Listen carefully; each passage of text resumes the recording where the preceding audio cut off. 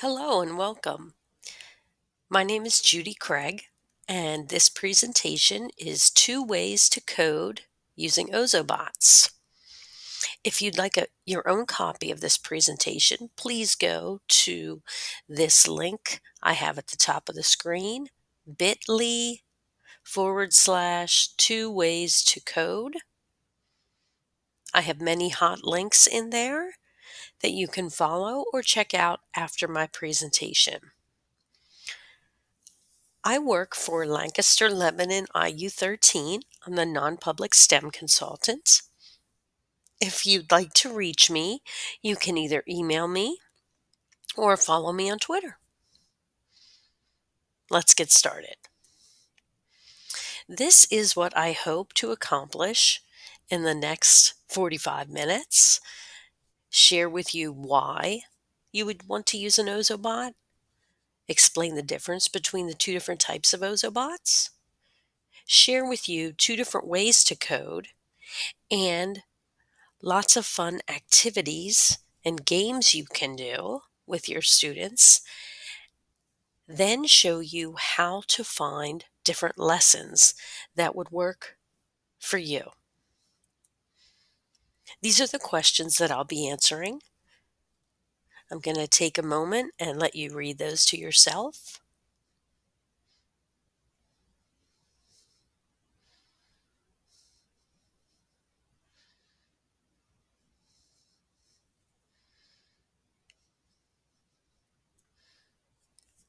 Ozobots are an engaging tool for anyone from pre-K students through adult learners. And I want you to remember that it's not if the technology will fail, it's when. There's always something that happens. Your internet goes out.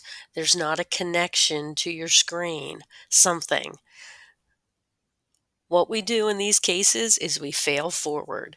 This is a concept that I share with all of my students and remind them of this often throughout their coding experience. So when they get frustrated, they know that this is normal to try and fail and have to try again several times until they find success. So let's fail forward. When I first started using Ozobots, I thought, these are fun, but what kind of educational aspect is there to them? Then I was simultaneously studying to get my ISTE teacher cert and really investigating the ISTE standards and looking at standard 5 computational thinker. I realized that even the simplest Ozobot color coding that pre-K students can do involves all aspects of computational thinking. Programming really tells a computer what to do and how to do it, but computational thinking enables you to figure out exactly what to tell the computer what to do. So we can't have computers working without people who are using computational thinking. There are 4 keys or cornerstones to computational thinking, and I'm not going to read those to you, but they're right there on the screen. When we finish talking about color coding, I will share with you exactly how all 4 of these cornerstones are shown in computational thinking. Here's a little bit more information about computational thinking. If you're interested, you can take a look.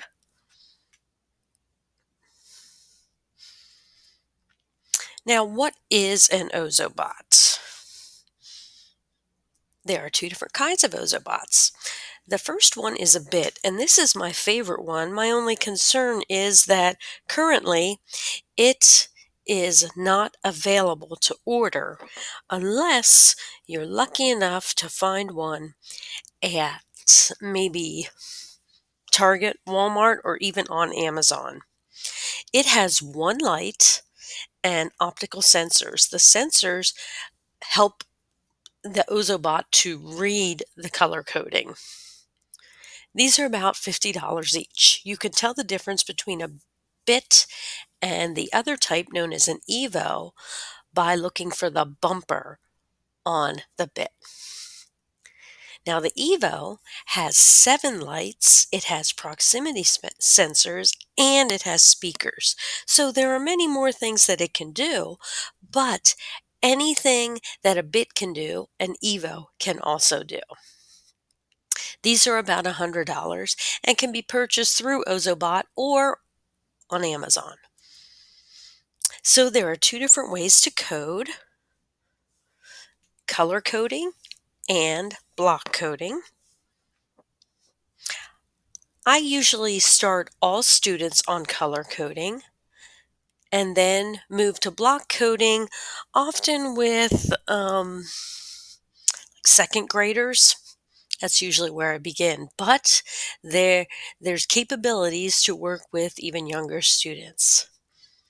There is something new that's been rolled out in the past year called the Ozobot Classroom, and we will learn more about that as we look into different lesson plans. What I'm going to do next is share with you a short video on how to color code. This is not a video that I would normally share with students. I normally go through step-by-step process of how to color code through a variety of different lessons aimed at different age groups, which I will show you where those lessons are before this is over. But when I work with adults, I usually just show this video, and within a few short minutes, they can begin coding.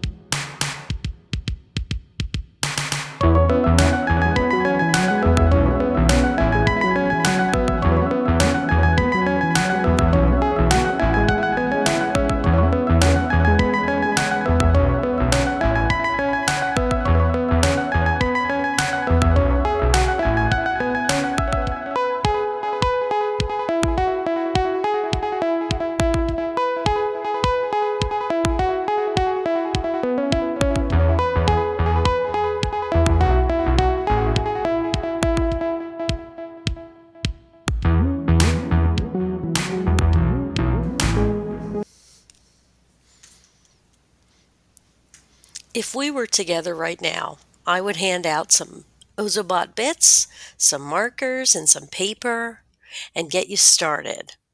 I would help you each practice calibrating because that's the most difficult thing to do. But I have another video coming up that's going to show you how to do that. You may have noticed in the video that you can download these color codes online. The next 2 videos show you a little more about color coding and then some tips and tricks. So let's take a look at those. All right, we're going to color code. First thing you need, or a couple things you need, is an Ozobot. I have a bit here. It's a smaller one. It's got a little outlet in the back. Comes with a little charging cord, just regular USB. You need a calibration dot, which you can download online. You need a set of 4 markers. You can either use Ozobot markers or just plain old regular Crayola markers work just great. And then you need a color code sheet that you can also download online. This is the basic one for non-readers or little kids. And then this is the one for older kids and adults. You also need a piece of white paper. So, first thing you're going to want to do is calibrate your Ozobot. So, let me see if I can show you this. All right, you take your Ozobot and you put it right on this black circle. Okay, these are the directions here, but let me show you quickly how it works. There's a button on the side, and you hold that, and it's going to light up blue. And as soon as it turns white, you let go. You let it do its thing. It'll march forward, light up green, and then turn off. If it doesn't light up green, or if it just starts spinning around in a circle, you need to do it again. That's probably the hardest thing to teach kids how to do. All right. Then, basically, you want to show kids how to draw a line the right way. So you're using your marker, okay, and it has a chisel point for an Ozobot marker, and kind of a different kind of chisel point for a Crayola marker. But either one, you can show them that if you just hold it like at a sideways angle, it's going to make a line the right width for an Ozobot to follow. You just push the button on the side and an Ozobot will follow a black line. But notice it'll stop when it gets to the end of the black line. So it will follow a black line anywhere. Then if you wanted to do some tricks, you use a code. So I usually start with having kids do the snail dose, okay, which is red, green, blue. You need to talk to them about how it has to be that small.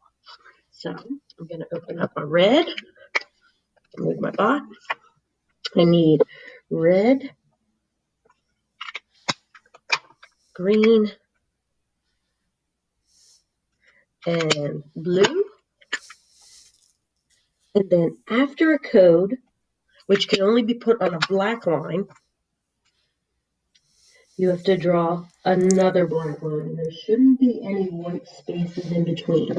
I usually try to give it a runway to actually do whatever the code asks it to do. So now we're going to run it and see if it works or see if we need to debug it. So snail dose means it's going to go very slowly for just 3 seconds. All right, that one seemed to work. But a great lesson that I usually do with little kids is if you take a look at the nitro boost, it's actually the opposite of, my bot wanted to do that. It's the opposite of the snail dose. So I have them turn it around and see that if they go at it this way, it will go really fast for 3 seconds. That's my first lesson usually.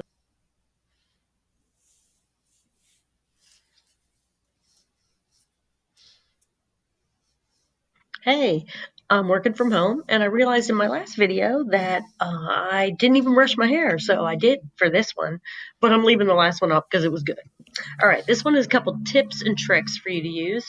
Yes, they're mowing the lawn right outside the door. What are you going to do? The most difficult thing for kids to get is calibrating. So I would recommend that you practice that a lot before you try to do it with any kids. The next part is that you can do just plain color lines like this. I have a green one drawn, and it will make your Ozobot light up green, which is pretty cool. Little kids love that. But know that there are no codes on color lines, only black lines work with codes. I've sometimes have trouble getting kids to make the codes that small. So some people suggested using graph paper, and I have tried that, but I find that that really limits kids. So it's completely up to you if you want them to start with graph paper or not. Another quick trick is that, let's say they make a code and it's not quite right. You can use like Avery code envelope labels or stickers to use as what I refer to as boo-boo sheets. You can use the whole thing, or you can have them tear into little pieces, cover it right up, recode over top of it, and try again instead of throwing the whole piece of paper away. Kids love this. And you can layer up to 4 of these at a time, and it still works. As promised, I wanted to explain how using Ozobot color coding displays all of the aspects of computational thinking. So, when you are color coding, decomposition is breaking down a complex problem, and that would be deciding which code goes in each box. If you are starting students on beginning lessons, many of the beginning lessons have black lines with open white boxes that they have to determine which color code to place in them, or they get to decide depending on what trick they might want their Ozobot to do. So that's how decomposition works or fits in with computational thinking and Ozobots. Pattern recognition is just using the codes and knowing which one to use, or looping. And abstraction would be in those same worksheets where students will determine which way not to go to get their Ozobot to do or reach the goal of whatever it is the problem is. And algorithms is obviously just debugging your program, which you have to do again and again during coding.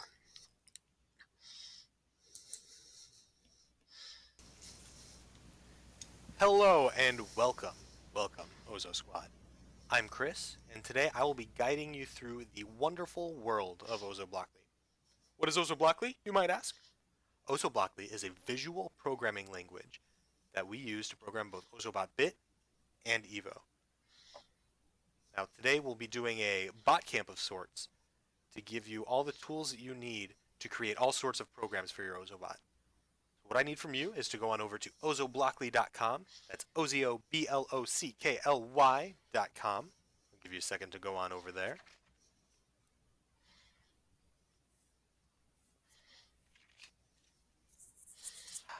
All right. And just click on Get Started. That'll open up the Ozoblockly editor. Now at the top left-hand section here, you have a selection for both Bit and Evo. Make sure you're selecting the correct one for whichever bot you're using. Today, since I'm using Evo, I'll select Evo. Although for this, if you're using Bit, that'll work as well. Just below that, we have different skill levels. Here we have a pre-reader section with picture-based blocks so that even if you don't know how to read, you can start learning programming. And that goes all the way up to skill level 5, master blocks that give you much more precision over how your Bit or Evo reacts.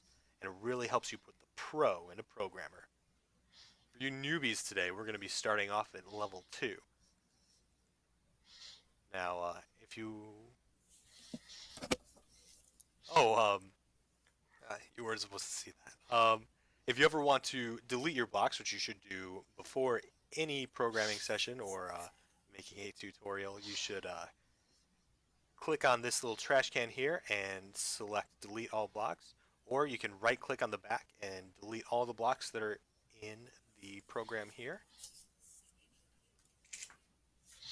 Now here, when you want to add blocks, you can just open up the category of the block that you want to add and click and drag it over to the editor or workspace. The blocks will just snap together just like that when you bring them close together. If you want to take a block and put it between others, you just fit it right in and it'll snap together again. If you want to rearrange blocks, you can just take them out of the block and put them in. You can grab multiple blocks at once as well, just like that. If you want to delete a block, you just right click on it and select delete block there for singular deletion. Now, don't worry about making a program quite as complicated as this one just yet. We wouldn't want you to get too tired before we really get into the swing of things. So up at the right-hand side here, we have a bunch of helpful resources for you. We have a section where you can log in and save any programs that you want to save. We have a help and troubleshooting guide here for any help you might need. We also have a reference guide. So you can click on any of these blocks here and it'll tell you exactly what each individual block does for more information. For today, we'll be focusing on examples. So these examples are programs that you can open up that we've made already to see how you can program Bit and Evo to do different things. Each different skill level is going to have different examples of different difficulties here. For today, we'll be focusing on square walk. So I'll open up this example and that'll clear out all the blocks that we have here in the workspace. And just like that, we have the program we want to load. So you may be wondering how we actually get the program onto Bit or Evo. So here I'll show you. We have the flashing button right here. We'll open that up. That'll open up the calibration and flash loading screen. All right, I'm gonna take my Ozobot here, hold it flush up against the screen, hold the power button down for 2 or 3 seconds until the light changes to white, release the power button. Just like that, it flashes green, telling us it was successful. If it flashes red, we'll have to do it again. I'll go and mark calibration as complete. Make sure my Ozobot is still on. And I'll hold it flush up against the loading area here. And I'll select Load Evo. It's going to flash green the whole time, telling us that it's successfully taking all of the code. If it stops or if it flashes red, we'll have to go ahead and try again. Alright, and now that we have our square walk program successfully flash loaded onto our Ozobot, it's ready to run. However, there's one more way that you can load your programs onto your Evo if you're using that. All you need to do is go on over to the User tab here, log in with the same account you use in the Evo app, and select one of these slots here. Save your program. Just like that, it's saved to our app. Now just go on over here, and using the Play tab in the bottom corner, select Ozobots, and all of our programs that we have saved are going to populate on the screen. Just pick the one that you want to run, and you're good to go. Now, time for the moment of truth. We got Evo here. I'm going to double press its power button, 1, 2, set it down, just like that. He's running in a square, changing the lights just like it was programmed to do. Alright, now we have all the tools that we need to successfully navigate Ozobots and load our programs onto our Ozobot. Now my challenge to you is to hack this program so that instead of walking in a perfect square, it walks in a rectangle with longer sides. While you do that, I'm going to make mine go in a star-stellated dodecahedron. I'll see you later. Before I share with you my own created Ozobots video, I wanted to tell you about some ways that you can play with a virtual Ozobot. All of these Ozobot challenges do not need an Ozobot. So it's a way to ease your kids into learning about block coding or to use virtually. The first one is Shape Tracer, and then there's Shape Tracer 2. They both are beginning and then intermediate block coding that can be started as young as second grade. The third one, which was just introduced this summer, is Ozotown, and it's for middle school and high school students.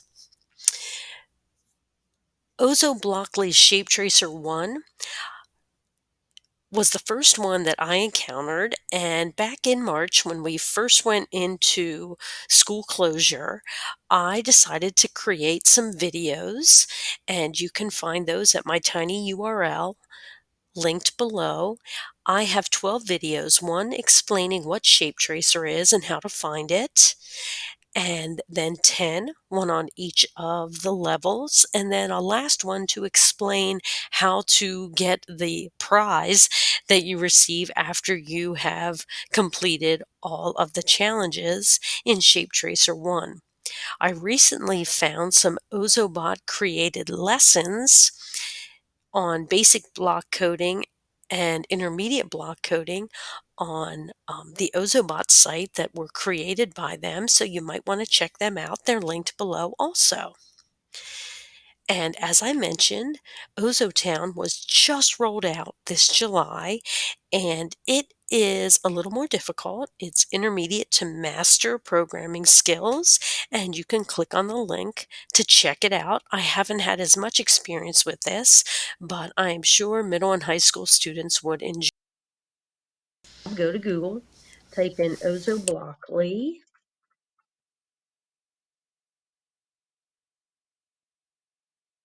and what you want to do is scroll down a little bit and click on Get Started. You can always watch the tutorial again to help you out. But if you click on Get Started, it will take you to the editor. I just want to clean mine up a little bit and show you that there are 5 different levels.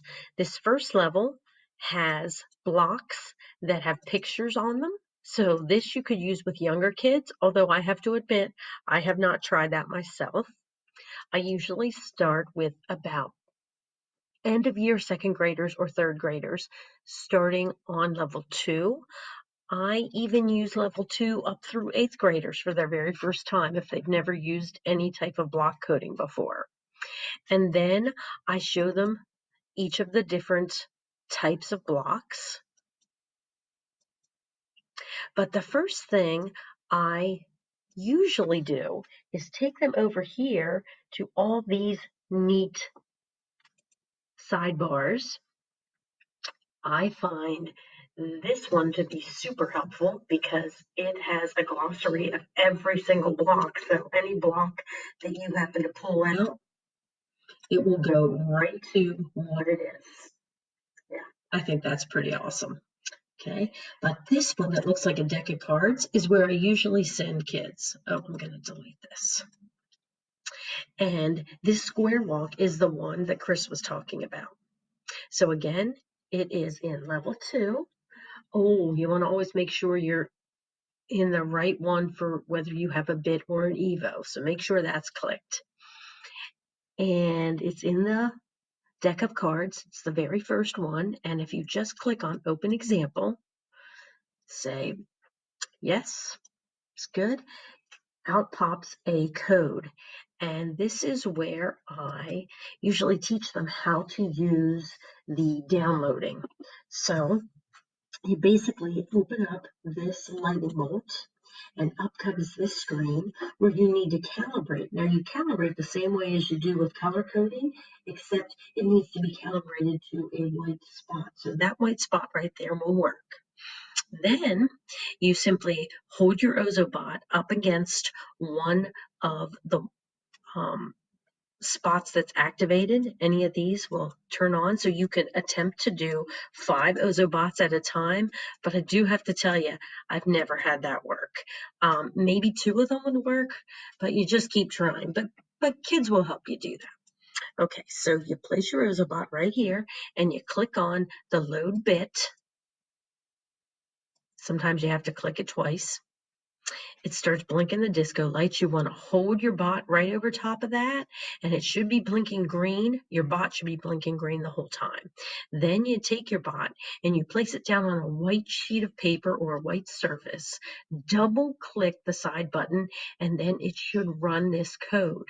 Now, I often use this code to kind of explain loops and how, even though this says it's going to repeat it 4 times, sometimes kids think this means it's going to make 4 squares. So I sometimes pretend I'm an Ozobot and do this in front of them and show them that 1 time through is really only one side of a square.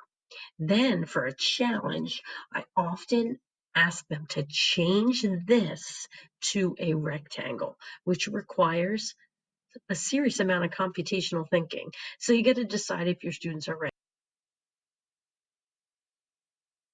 Ozobots is a block-based programming language that you can use too. Here's how to create your own code and teach Evo new tricks with Ozobots. Open the Ozobots editor at ozobots.com/editor. Sign in with your Evo account. and toggle to the Evo setting in the upper left corner of the screen. Now drag and drop blocks of code to program Evo. When you're done, remember to save your program. You can load Ozobots programs to Evo in 2 different ways. Option 1, click the flashing icon, then follow the instructions on screen. You'll magically load your code just by holding Evo up to your screen.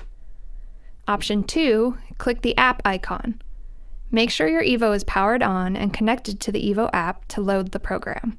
Once you've loaded your program to Evo, run it anytime by double pressing Evo's power button.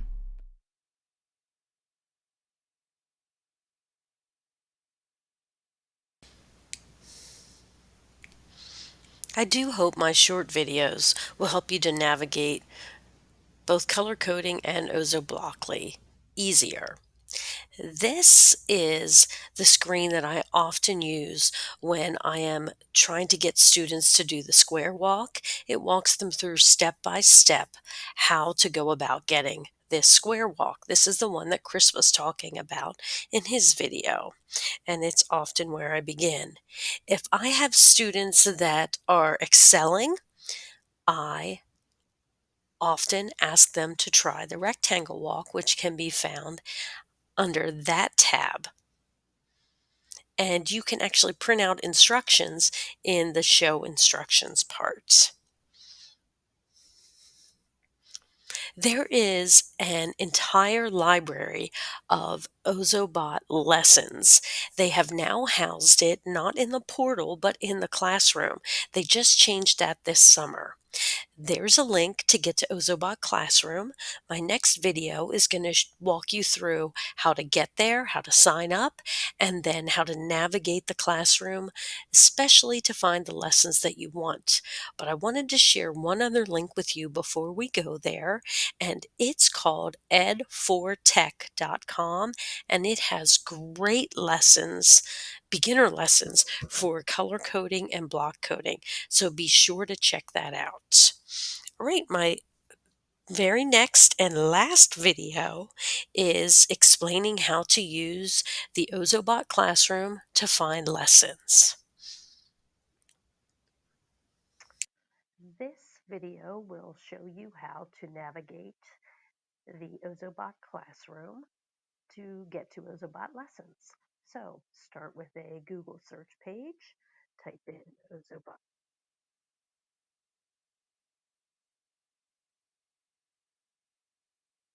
To ozobot.com/educate/classroom. Okay, we're in the classroom tab. Scroll down. For teachers, sign up for free. And fill out this short form, creating a password, decide if you want emails. And I already have one, so I'm going to sign in with Google, choose my account, and we'll open up my dashboard. And on the dashboard, there are lots of different PD opportunities. Look, this looks like unlocking more features. If you scroll down a little bit, there's a lesson library and a lesson creator. Let's go into the lesson library. In here, you have options to search. I'm going to pick a search topic of surface area. I can narrow it down by subject. I could narrow it down by grade, decide if I wanted to only be remote friendly. And then there's other filters. For example, maybe you only want to do color codes, or you only want to do Ozobots, or possibly you only have one kind of robot. I don't know that the author matters. Maybe duration matters to you. But I'll click on this search and see what comes up.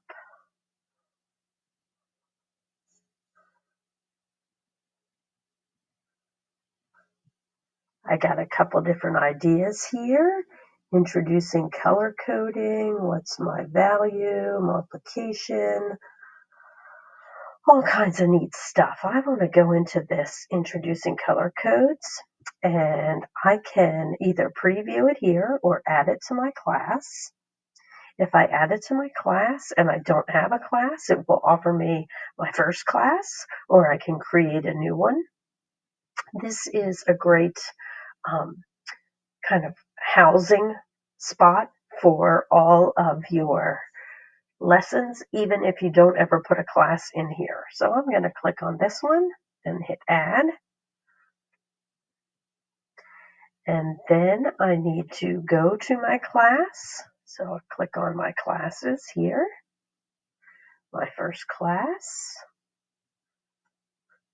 And here is the lesson. I can download the materials, take a look at it, or launch the lesson.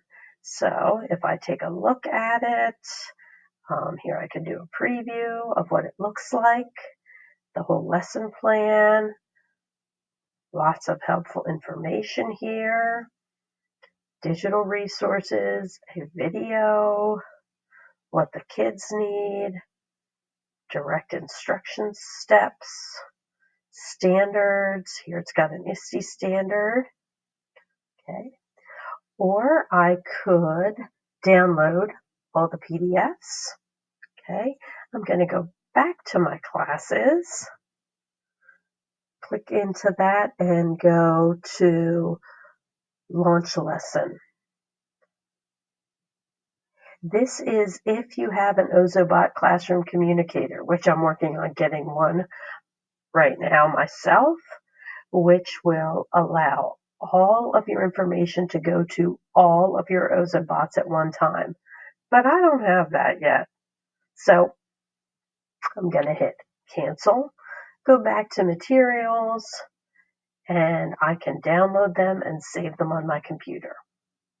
So again, to get lessons, you simply go to Ozobot Classroom, click on lessons, type whatever you want here, pick a subject, a grade, whether you want it remote friendly, move into more filters if you choose, and then once you have what you want, just add it to a class. And then you'll always be able to come back here to access all of your lessons. There's some other cool things over here. For example, here it has a way to get right to Ozobockly. Here is Chris's video on how to use Ozobockly and a bunch of sample programs. Your saved ones would be in here. There's a help button and let's see, a settings button. So enjoy playing around. I just have a few more resources I want to share with you. The first one is the 3 bot camps, and that is where I went to really learn the most about how to do basic color coding and basic Ozoblockly block coding. Here's the link. Let's go to that.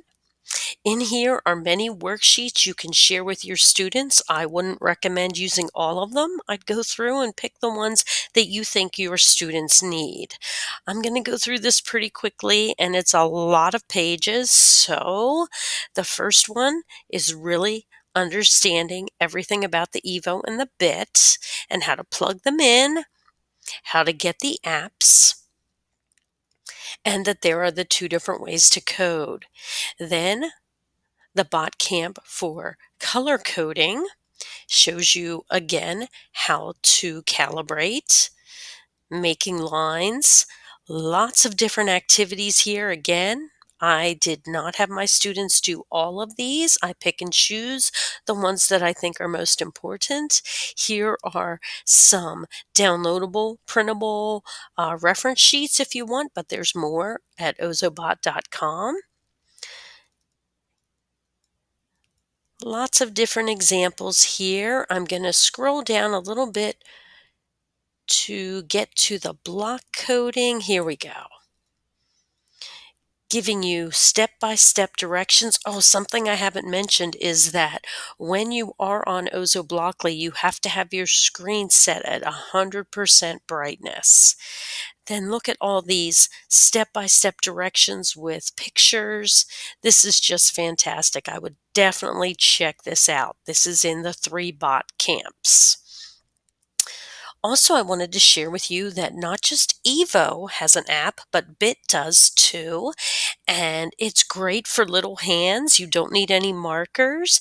You can see there's just different colors that you can draw on the screen. And then in the right corner, there are all of the codes, and you drag them onto the screen. And at first, they're blinking or flashing, but if you click them a second time, they become static. Another app that's very fun is the Bit Groove app, and it is not exactly like Ozobockly, but it is a block coding program to get your Ozobot to dance. So some of your students might be interested in that. This is a hyperdoc that I found on Twitter from Nadine Gilkison, and I linked it here. Lots of great resources. Some you've probably seen already today, but there's more that you might want to check out. So I linked that. And that's all I have for you. The only other thing I want to do is go back to my very first slide so that you can see my contact information, that you can email me or um, tweet at me any questions or concerns that you have. Thank you very much for attending my session.